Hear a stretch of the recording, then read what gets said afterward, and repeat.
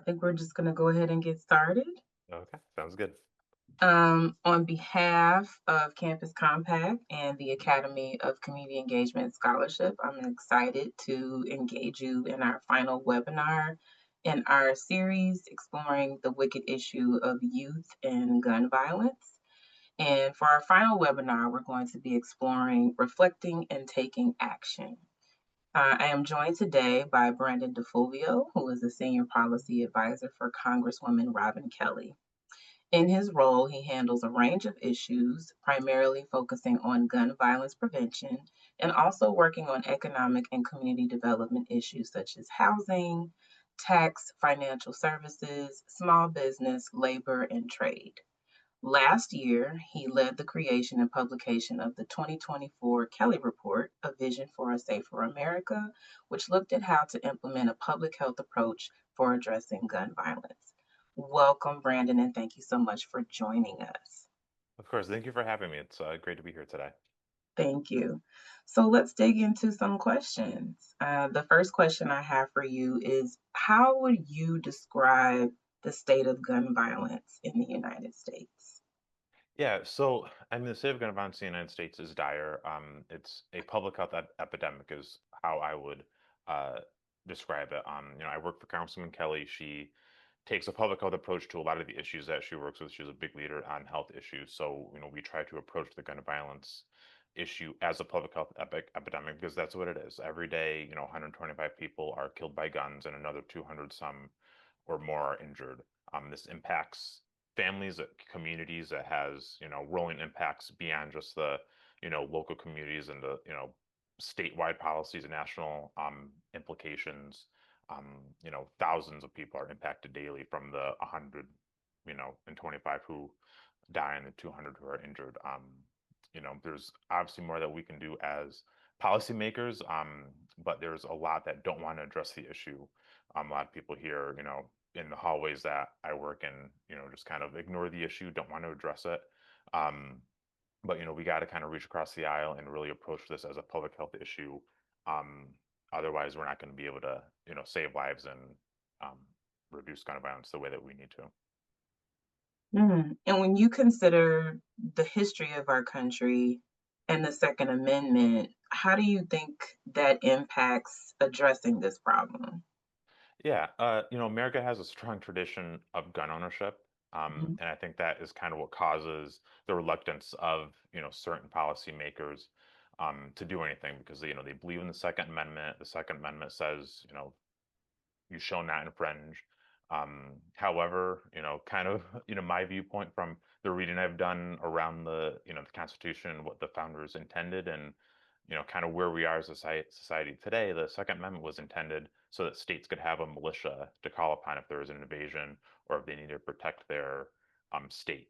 Um, that is not what kind of people argue about today. They say, we need guns for hunting and we need guns for self-defense. And honestly, even if, that is what we believe in, I certainly believe that. You don't need an AR-15 to hunt. You don't need an AR-15 for self-defense. And you can still hunt and you can still defend yourself and your property if you practice safe storage, if you go through a background check and other, safety regulations that, some of us want to do. You know, you can still have those, hunting and the self-defense if we have some common sense gun policy. So, you know, we're not necessarily trying to take away someone's gun, but we think Mhm. there, should be some reason within how you get that gun and the kind of gun that someone has. So when you say common sense gun policy, could you give us some examples of what you mean? I mean, there's a range. One of the I think biggest, more popular ones are universal background checks. Mhm. So right now, um, you can buy a gun from someone who isn't a licensed gun dealer, and you don't have to go through a background check.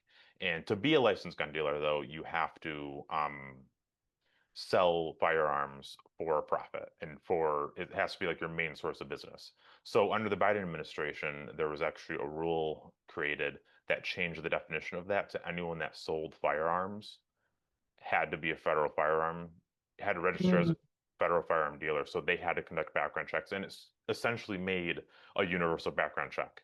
Um, However, the Trump administration has rolled that back, so we're back to this policy where you can kind of go to someone who sells guns as a hobby, even though they're selling hundreds of guns a month, um, and don't have to do a background check. So like that's like one policy that I think is common sense. You buy a gun, you should have to submit to a background check to purchase that gun.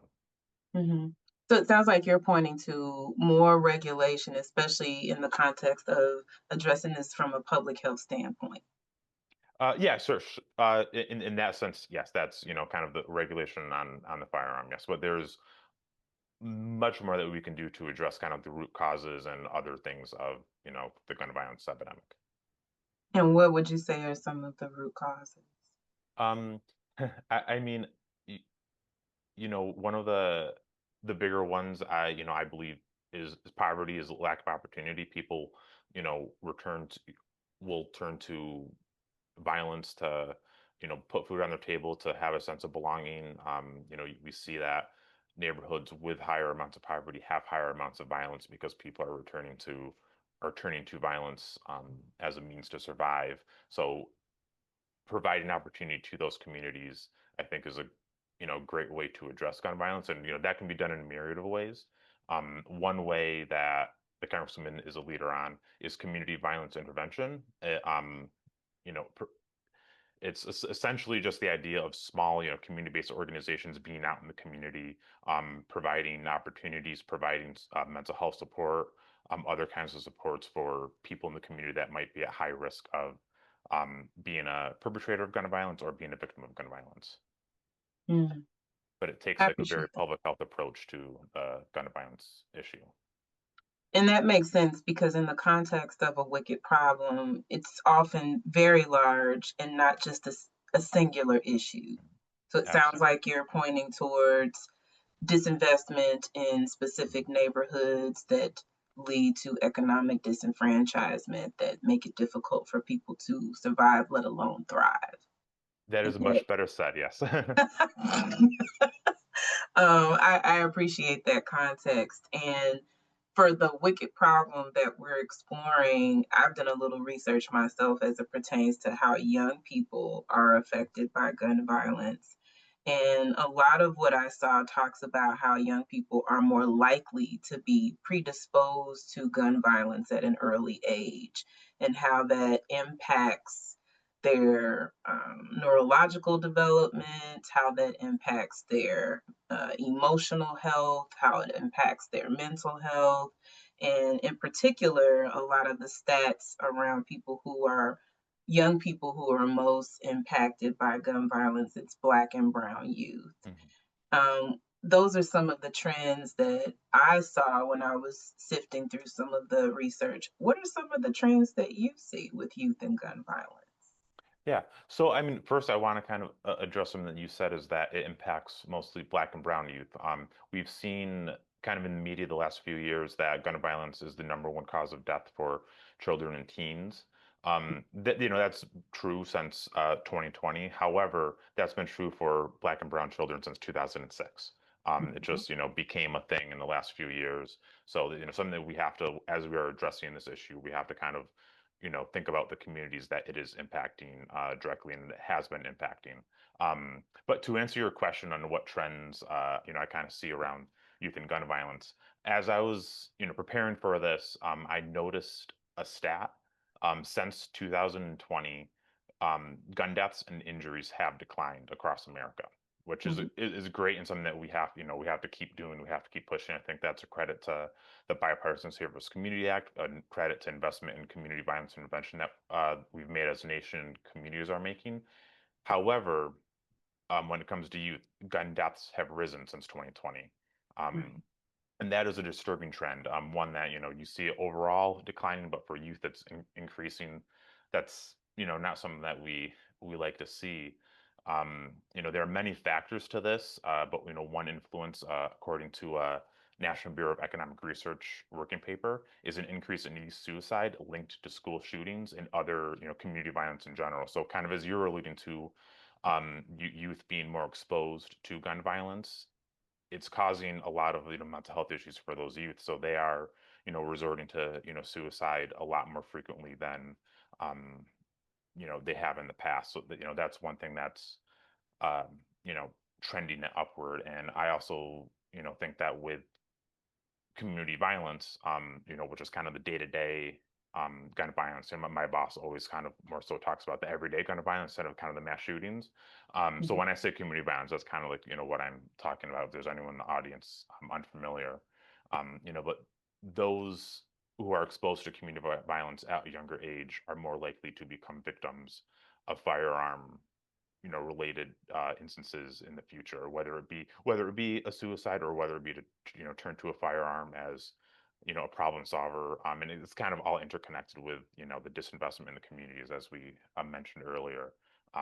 But an additional fact, this is kind of more on kind of the hardware side of things, so like that dealing with the actual firearm is households that have unsecured firearms are much more likely to have firearm related accidents, especially when it comes to children. You have children who, they find a unsecure firearm, they bring it to their friends, look at this, it's so cool, and an accident happens. So, you know, in one area, we need more investment in communities. In another area, we need safe storage. So kind of the root causes and then like the hardware issues, two prongs to address the issue with.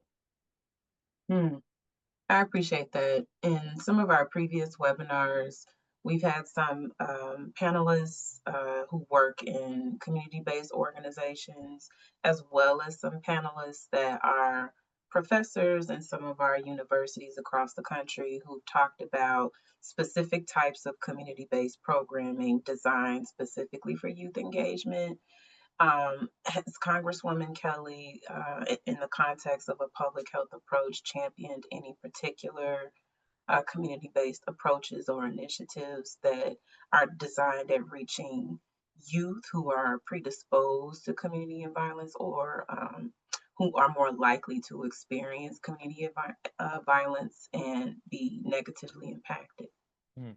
Yeah, so Congresswoman Kelly has every year since I think 2018 has led a congressional appropriations letter requesting funding for community violence intervention. The program that was created as a result of that letter was the Community Violence Intervention and Prevention Initiative. It's within the Department of Justice and it provides grants to community-based organizations. It's over the last 4 years, I think it's been 200 million in funding has gone out, and in addition, another 150 million from the Bipartisan Savers Community Act has been put into that program. So, that's something that she's been a leader on. For before it was, nationally kind of like push about strategy. So very much leads on that. I think as we're talking more specific community-based organizations, or kind of strategies, I know she really supports a lot of stuff that's focused on youth programming, such as youth workforce development, after school programs. They can be types of community-based responses.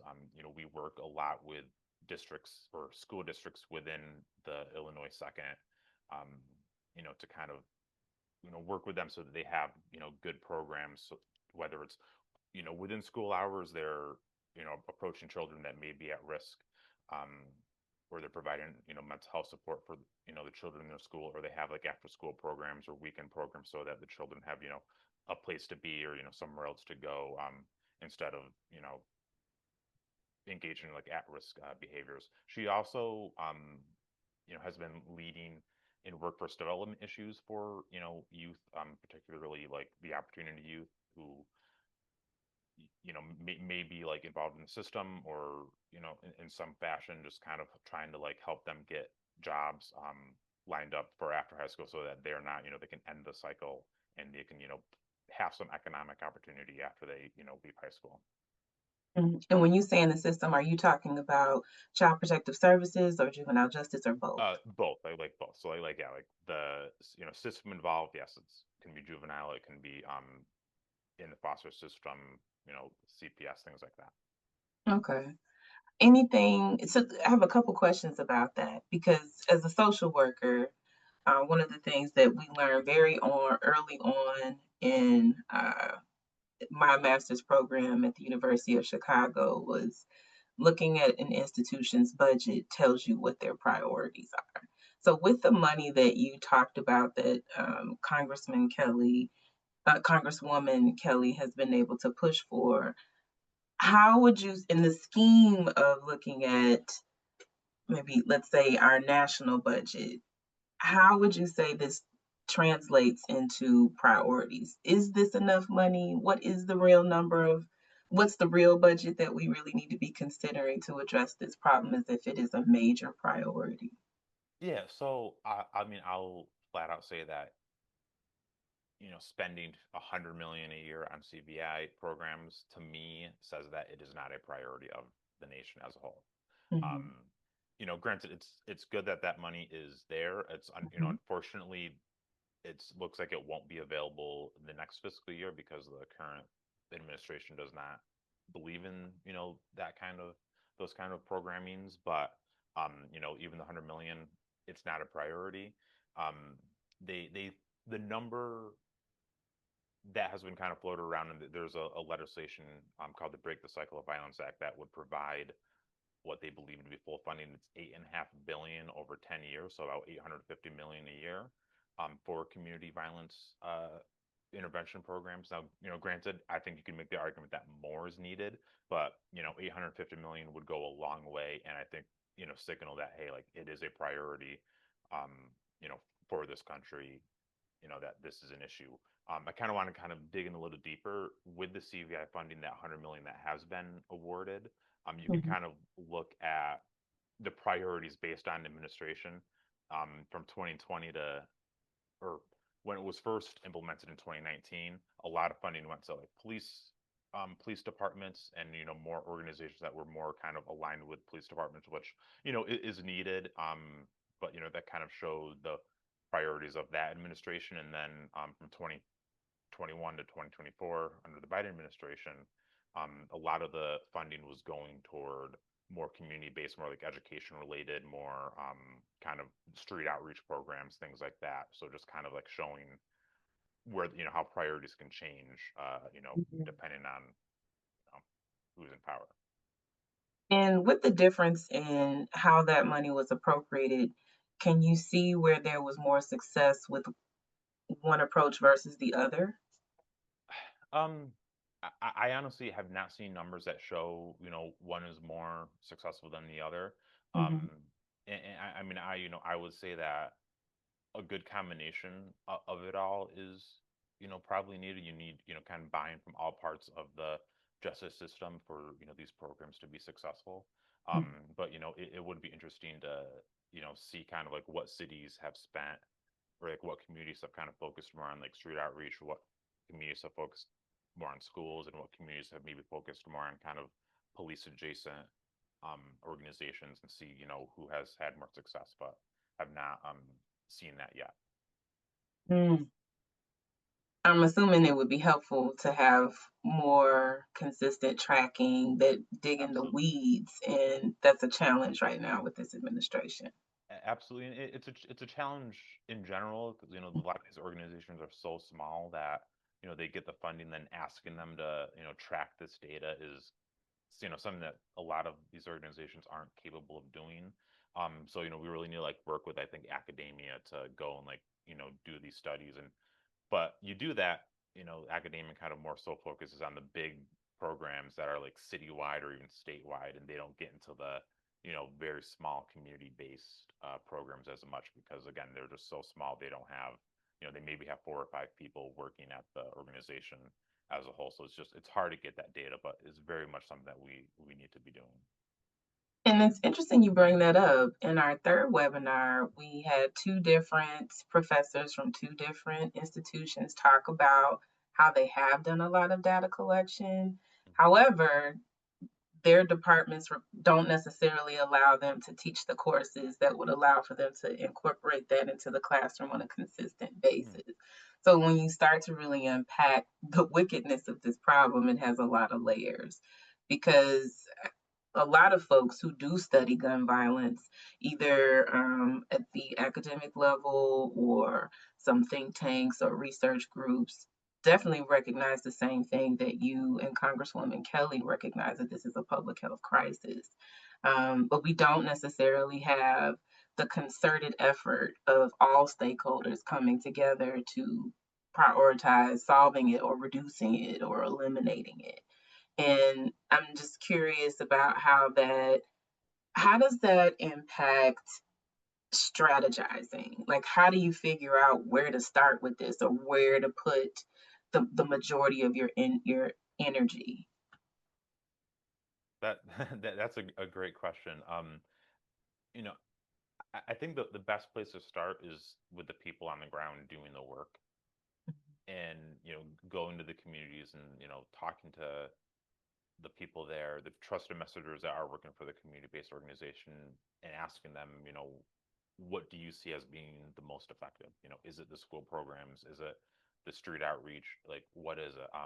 We're actually hosting in our district a gun violence prevention summit in a couple of weeks, and that's going to be one of the things that we're doing. We're going to have we have a panel where we're bringing people who do the work from different areas of it, and we're going to essentially kind of tee up some questions asking just that, like, what do you see as most effective? Where should the money be going? What do you need as workers? Things like that. So it's something that we're looking into, and trying to do it. But I think, like, asking the people that are doing the work is what needs to be done. And at least from where I sit in DC, we don't do enough of that. I'm excited to hear that because one of the things that I've noticed, sometimes we don't necessarily think about research as something that should be taking place at the community level at all times. And we do need to have more engagement, not just simply for the sake of studying something, but for the sake of solving a wicked problem like this. I'd like to get that info before we close. There might be, not only myself, but there might be some people here in Chicago who might like to attend. Yeah, I'll be happy to share that with you. Thank you. Um, One thing that we kind of talked about a little bit earlier, just in terms of common sense gun control policy, but I wanted to dig down into that a little bit more. What are some elements of gun control or diminishment of violent crime that you want to see implemented, and tell us why you think it's feasible? Because I think a lot of times in politics it's challenging, but I'm wondering, like, what's the, even if it's a short list, what's the list of things that you think are sort of smart? Like, you can see it, it's achievable and time oriented, it's very feasible. Yeah, I mean, there's so feasibility can I'm taking that to mean two things. Like, one, actually being able to implement, and then but the other is getting into law. At least like here at the federal level, because there's a Mhm. lot of a lot of roadblocks to getting anything that is even tangentially related to gun violence prevention, passed into law. I'll start maybe like talk about some of the more low hanging fruit that I feel like is doable, and I can kind of expand to, some kind of more of the ambitious things that we're trying to do. But I mean, first of all, the community violence intervention that is I feel like is the most impactful. There's data that just shows every community that's used it has seen a reduction in gun violence and other violent crimes. So it is impactful, and it has buy-in across, you know, agents or across different types of organizations in different fields. Law enforcement supports it. Street outreach programs support it. Education supports it. So it has wide support. It's just kind of convincing, 218 people to support it. Another kind of strategy, I feel like workforce development programs, especially focused on kind of, late teens, those like second years of the second 2 years of high school. Um, it can be impactful and can be something that, like, can get political buy-in from everyone to eventually maybe become law at this level. Just whether it's like um you know trainings for a career right after high school, upskilling for people just out of high school, just so that they come and they have an economic opportunity once they're finished, and they don't necessarily turn to violence to solve their issues. Another policy thing, is housing affordability. Again, like, we've talked about how it's underinvested communities that experience the most violence. And a problem of underinvestment is, you have a lot of, you know, a larger homeless population, or, underhoused population, and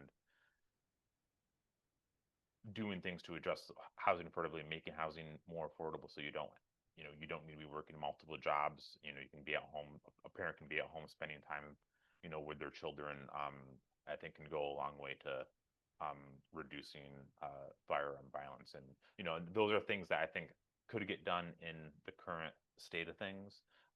Other things that I feel like need to be addressed is, as I mentioned before, universal background checks, safe storage laws, extreme risk protection orders, where if someone is potentially a danger to themselves or someone else, you can go to a court and have their firearm removed so that they won't hurt themselves, they won't hurt someone else. These are things that have have been a lot more popular among states, and, state level policies these last few years, but they're getting a lot of pushback now from this current administration, just kind of clawing back money that has been allocated to those things. And yeah, I mean, I could honestly, I could honestly probably go on. There's so much. There's like allowing the Consumer Product Safety Commission to regulate firearms as safety device, so they can recall malfunctioning firearms or require certain safety mechanisms to be on a firearm. Restrictions on firearm marketing. A bunch of things like that. In addition to, again, kind of the public health approach and the CVI stuff that we've talked about. Mm. Thank you for sharing all of that. As I think some folks who, as they think about this in terms of civic engagement and engaging their representatives and senators, they may want to be able to say, I'm in favor of this initiative, or I'm in favor of this particular approach to addressing gun violence. And I think a lot of times, a lot of folks need language and more information about what the options are that people could be considerate of. Um, and is there a way to sort of look at a list of legislature or policy that relates to these particular areas that you name that we should be aware of? Um, so a source that we use on Hill is called congress.gov, and you can see all of the legislation that your representative has introduced or has co-sponsored, where it stands within committee, or if it's passed the House or things like that. However, it's a very like complicated system to use. It uses a lot of like Hill jargon, and Mhm, it doesn't provide nice like one pagers of bills that make them to kind of digestible to the non-policy wonk. Um, but I think that's a place to start, and then from there, you kind of go to like your members' website, and you can see, the bills that they've introduced. But I'd be happy to share a list of gun violence prevention bills that have been introduced or are going to be introduced, with you, so you can share around. mhm. There's also organizations such as like Everytown for Gun Safety, Giffords. They're fairly large, and they have on their website, again, a lot of like tabs of like legislation that has been introduced or they're working on to introduce, and that's like, I would say, probably is the best place, the most digestible place to go, to like read about what's going on, who's introducing these bills, what the bills will do, and things like that, and even how to support the legislation. Part of the reason I'm asking that question is because in a lot of our previous webinars, we've asked panelists to comment on the impact of misinformation and disinformation. And I find that a lot of people don't know where to go to get the correct information. It might rely a little bit too much on social media, and just things that aren't true. What would you say are some of the challenges that Congresswoman Kelly's office has had with misinformation and disinformation? Yeah, I mean, I think so. Like, as I can kind of use an example as a staffer. So when I'm researching, another office says, "Hey, co-sponsor this bill." I'm using, they share a one pager with me, but again, that one pager kind of is gonna paint the bill in a favorable light because they want people to support it based on that. But it does provide, again, basic information. So if you went to my boss's website and you looked at her press release for the Federal Firearm Licensee Act, you will see stuff on there that, the bill does. And but it's again, it's going to paint it in a kind of a favorable light and be like, this is why you should support the bill. So, you go to another place like, maybe Every Town for Gun Safety or Giffords, places that do kind of big research into gun violence and read about the bill and see what they have to say. There might be some organizations that oppose the bill, although we haven't come across a credible a credible one yet. But you just it takes like go to multiple sources. Like that's kind of like what I would say. Like go to multiple sources. Don't just like read something on social media and be like, oh, this is true. If you read something on social media, if they're talking about say gun violence, go to a trusted organization that and see what they have to say. Go to what is Congresswoman Kelly saying about it too. She's a leader in the space. Like go see what other people who are established leaders in that space are saying. It's very hard to you know spot the misinformation, kind of like get away from it, because I just feel like, as I was just saying that, like, if someone has, a trusted person, that person, maybe they trust a person who is spreading the misinformation. So it's very difficult, but you just got, use multiple sources and, get those peer reviewed studies if possible, and, things like that. That's, how I try to do it when I'm, researching legislation. And I'm just thinking about what you're sharing, and I'm wondering if a part of that community-based initiative strategy is about sharing factual information. 'Cause I think when I was a teenager, I was a part of a large street outreach initiative specifically about HIV, AIDS, and other STIs. And I mean, even as a young person, I was kind of astounded at like just so many myths out there that people were working with as what we might consider or what they might phrase as common knowledge, but it was completely incorrect. It wasn't scientific and could be very harmful. And so I think a lot of times, at least when I think about community health workers or street outreach workers, a large component is raising awareness so that people actually have facts to determine choice. And I'm wondering, is there any consideration about, how do we build in raising awareness with facts, very small, digestible chunks that people can think about? Um, Everybody's not going to know what a peer reviewed journal is. Everybody's Yeah. not going to know who Gabby Giffords, like, everybody's not going to know. Some people don't know who their Congress folks are. So I'm just thinking about like how do we, in addressing a wicked problem as large as this, how do we get more people aware of how big it is to be able to solve it? Yeah, and I mean, I think that, as you said, it comes down to the people who are doing that work on the ground, at the community-based organizations, as they're out in the community or in their schools, talking to the students, talking to you know the kids next door, Mhm. about these issues. And again, but it's like, the people that are doing that, then need the resources, kind of, whether it be from, maybe the University of Chicago providing some of, their research in more digestible information to the people kind of doing that outreach, so that they can then spread it more. But yeah, like absolutely, like, it is, there's so many layers to information, getting it from kind of like the source of the research down to, like, the final person who has never heard of the issue at all, and making it so that they can kind of understand it and get kind of a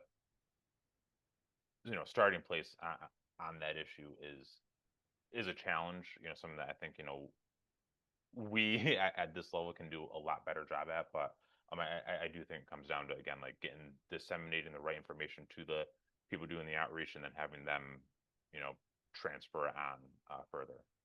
Mm. Yeah, in addition to raising awareness, what are some specific action steps that listeners or viewers of this webinar can take to address this issue? And it could be micro, meso, macro? Like what is your standard list of action steps that everyone should be considering? I mean, certainly, like if you believe in an issue, call your congressperson, call your alderman, your city council person, things like that. That's a very basic place to start. Voting in elections, I think, is also another very basic place to start. But Mhm, something that I really believe in is just being an active member of your community.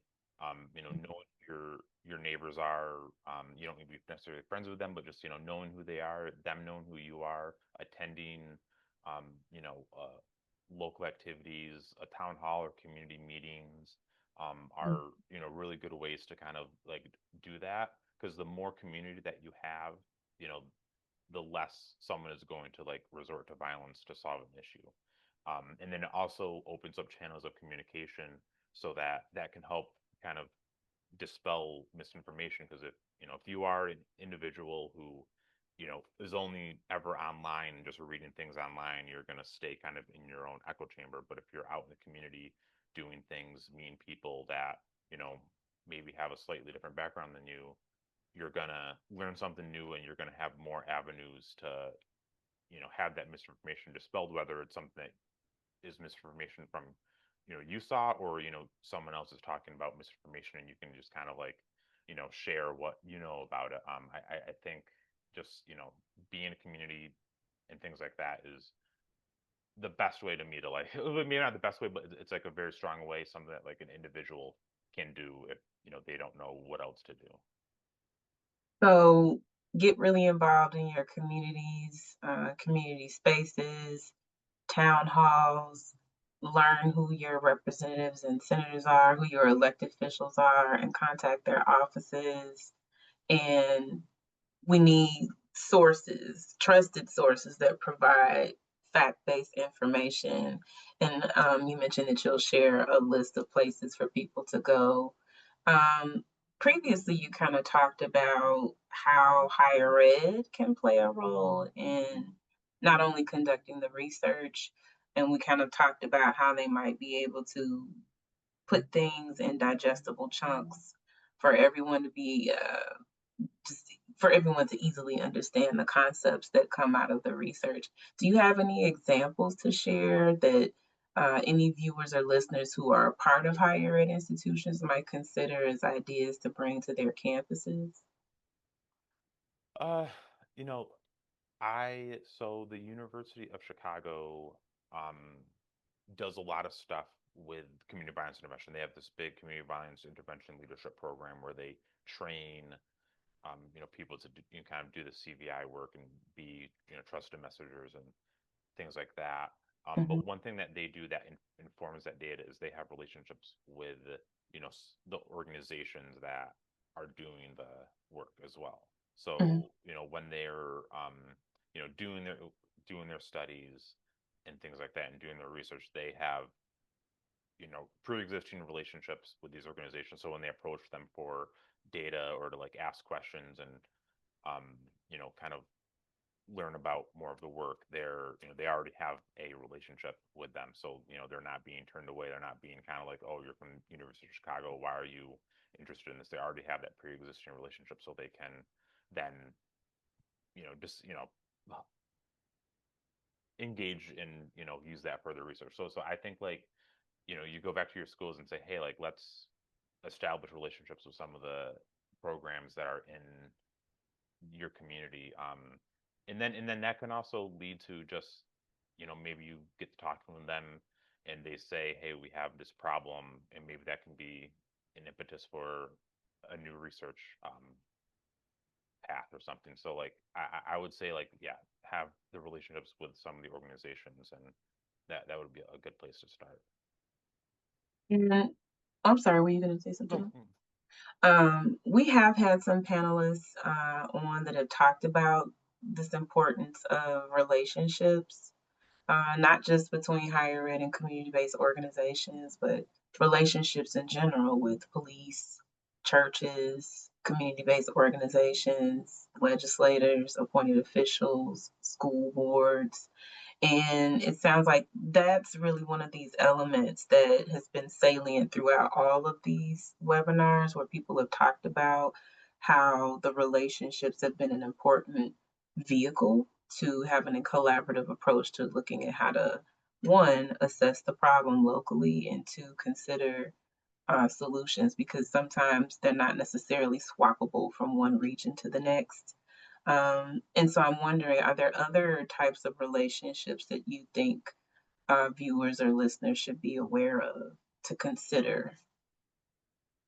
Yeah, I mean, I relationships that I try to hone within our district, are again the community organizations that are doing the actual street outreach and or the programming and things like that. I try to have good relationships with various police departments. Because Mhm, having buy-in from them for a community-based organization or have gun violence prevention efforts can go a long way. Um, and the local school districts, again, the local school districts impact the lives of nearly every youth within the community.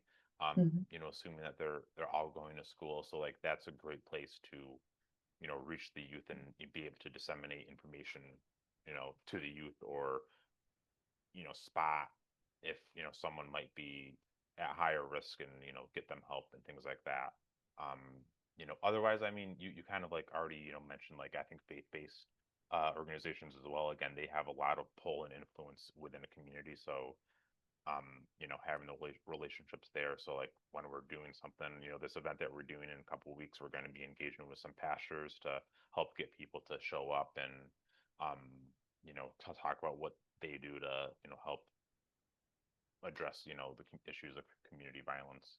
um I'm trying to think if there's any more, but that's like those are what's coming to mind, just because that's because things that we've been doing in my like actual job these last couple of weeks with this event coming up. But Well, I'm excited to hear that because in addressing a wicked problem, you tend to have to pull all these stakeholders together to, look for how you're going to assess it, as I said before, determine solutions, and also try to identify blind spots and gaps and silos, which is another element of addressing a wicked problem. To kind of wrap us up, I'm just curious if you could share what impact this work has had on you. I would imagine, you shared a wealth of knowledge today with all of us, and you've given us some not only places to look in terms of where to find factual information, but ways to get involved. But how has this impacted you? yeah, so I'll kind of go back a little bit. I first took over the issue when our previous person that handled the gun violence prevention left the Hill. They had kind of made this issue a office-wide issue.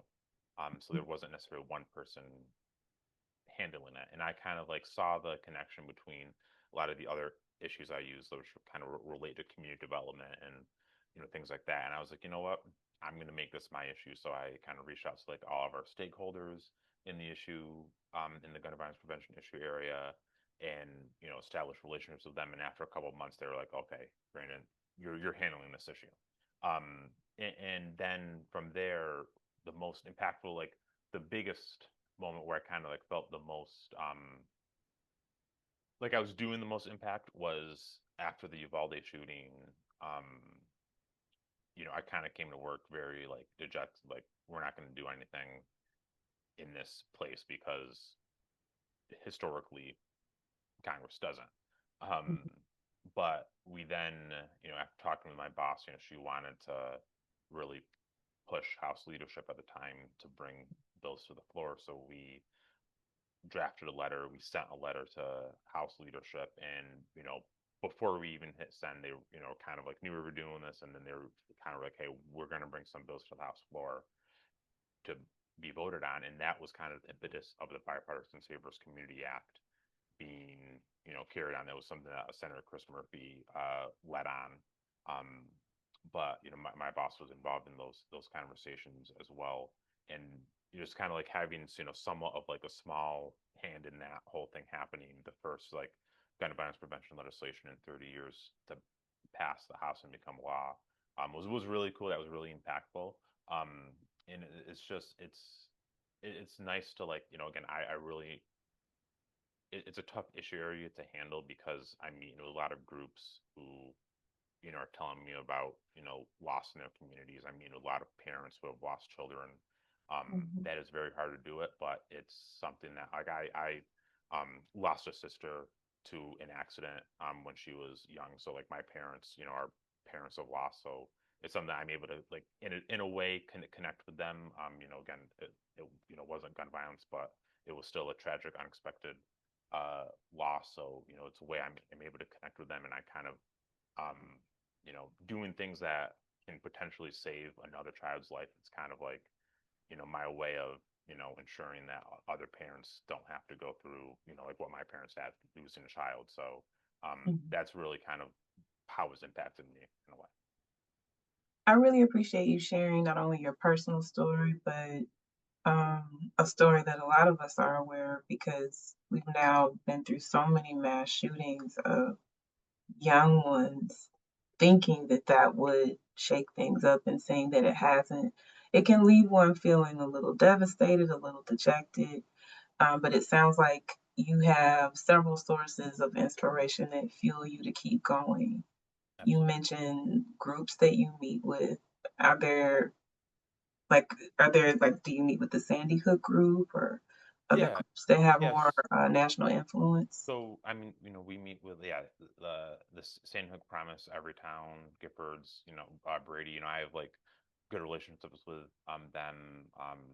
We meet with them. They come. They'll bring in Everytown. They oversee the Moms Demand Action. So like every year they bring in mothers who have lost children or who are just very active members of the community to come meet with us. But then there's also like organizations again that like are very community based that um we do work with this summit that we're planning is we're working with an organization out of like based on the south side of Chicago to plan it, and they're very small. They have I think like 3 or 4 people that work for them. So like it's like from the very smallest ones to the biggest ones like Everytown who you know are nationwide. So yeah, like a kind of every level we have relationships with. Although my boss does a much better job of I think managing those relationships. They I'm Mhm. just kind of the guy that shows up for the meeting, but they reach out because they know kind of the influence that Miss Kelly has.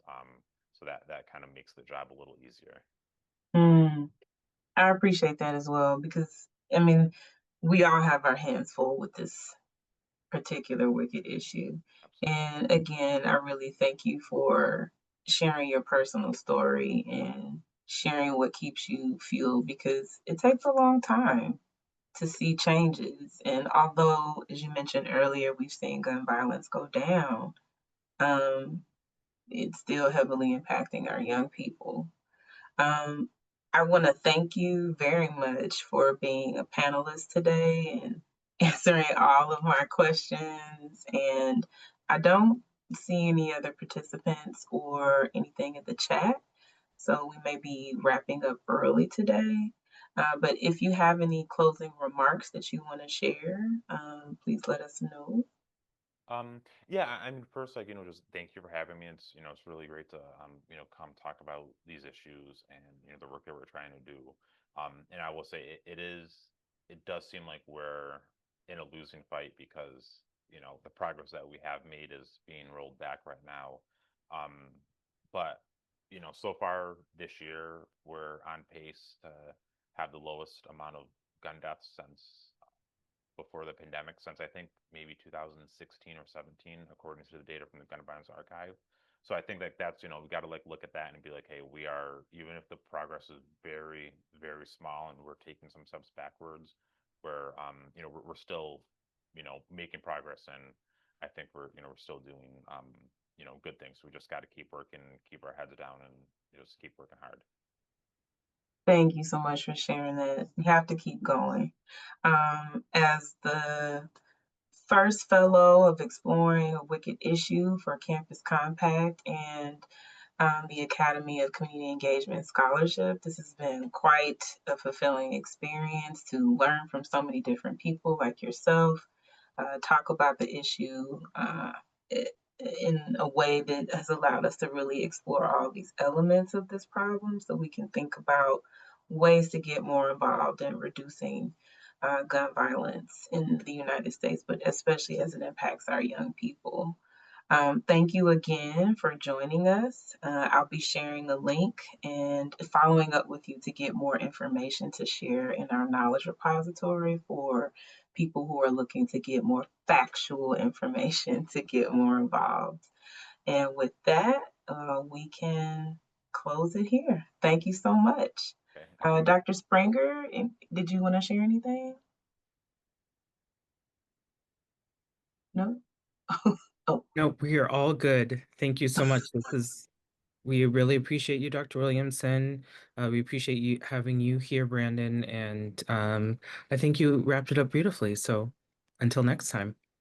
thank you so much. Thank you so much for taking the time, Brendan. I know you're enormously busy. And I do want to, if I hope that I'm here in town. What's the date for that event? uh, June 17th. I'll be here. I really want to come. Please Okay, share I the info. will. I will share the info with you. Yes, Thank you so much and take care. of course. Thank you. Bye Bye bye. bye.